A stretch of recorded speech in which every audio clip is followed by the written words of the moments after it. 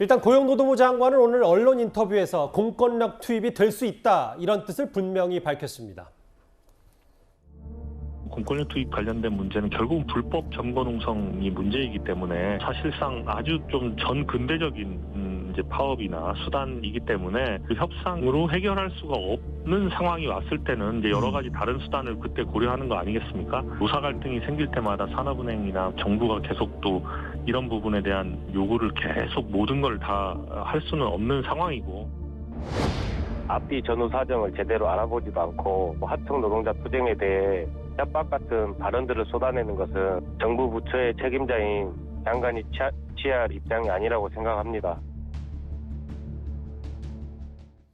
고용노동부 차관 얘기했습니다. 장관은 뭐 어제 오늘 이틀간 지금 현장에 가 있기 때문에요.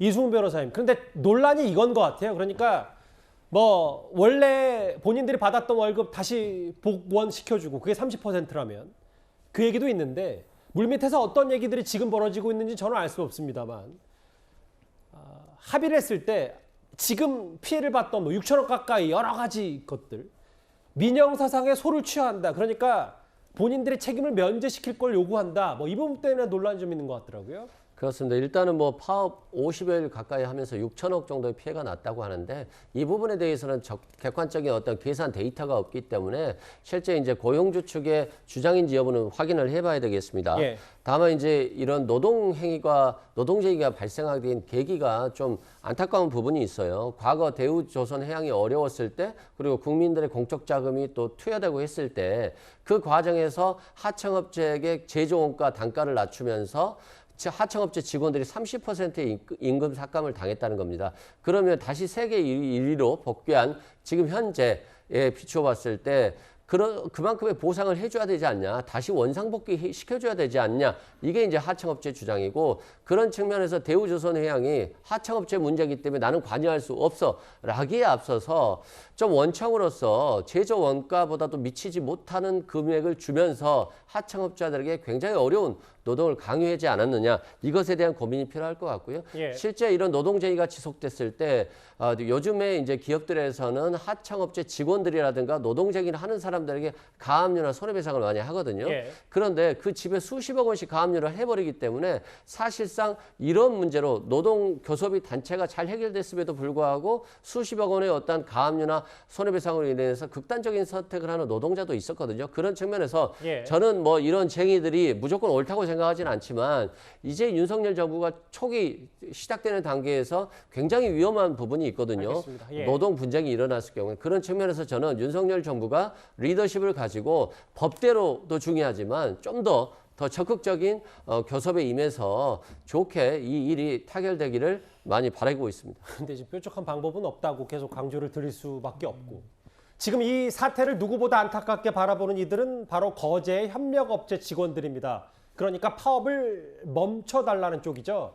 제가 오늘 직접 협력사 대표와 통화를 한번 해봤습니다. 그는 이렇게 말을 했습니다.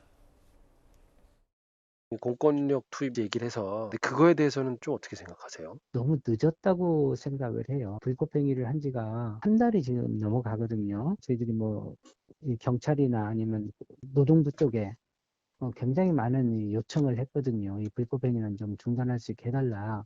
근데 그때 저희들의 외침을 다 무시했거든요.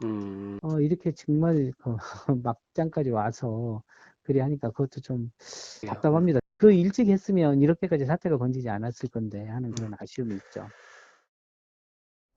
최민혁사 대표 얘기를 제가 직접 들어보니까 그동안 수차례 정부 당국이 계속 얘기를 했는데 40일 동안 손 놓고 있다가 갑자기 그제어제 대통령이 긴급 지시하니까 장관들 부랴부랴 내려왔고 이게 뭐냐 뭐 이런 얘기를 울분을 쏟아내더라고요.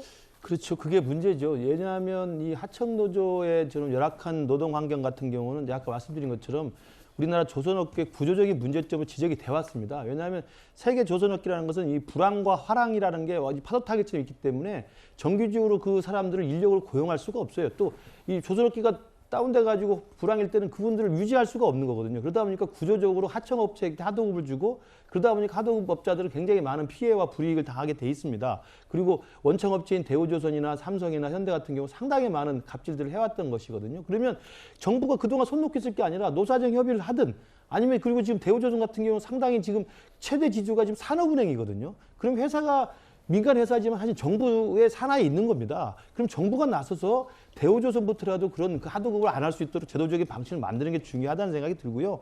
그리고 일단 하청노조가 이 금속노조 산하에 파업을 시작해서 저런 불법 동성을 시작했으면 처음부터 이 부분에 대해서 경계심을 갖고 처음부터 봤어야 되고 문제가 심각해지기 전에 정부 부처가 또 담당 그 관처가 알아서 이야기를 해서 문제를 풀어나갔어야 되는데 한 40일 넘게 방치하고 있다가 이게 문제가 커지고 대통령이 한마디 하니까 사실은 헬기 타고 내려간 거 아닙니까? 예. 저는 그러면서 보면 정말 이런 문제는 충분히 예방할 수 있는 문제다. 그리고 이미 예고됐던 문제라고 생각한다면 이번 기회에 뭐 반드시 대부분 지금 패널도 말씀하십니다만 극단적인 저는 그런 그 마무리가 될 것 같지는 않고요. 타협이 잘 될 거라고 믿습니다만 이번 기회에 그런 노동자의 열악한 상황에 대해서 정부도 쉬지 않고 계속 그 조건을 만들어서 개선하고 알겠습니다. 또 이제 노동자들도 파업권은 헌법이 보장한 정당한 권리지만 불법 농성은 이제 불법입니다. 예, 불법 그런 것들이 불법이죠. 계속 강조가 되고 반복이 되니까 이게 계속 노노갈등으로 커질 수밖에 없는 거거든요.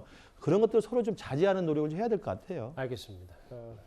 협력업체 대표 울분 얘기까지 현장 목소리까지 들어봤습니다. 대우조선해양 하청업체 파업 노동자 얘기는 여기까지고요.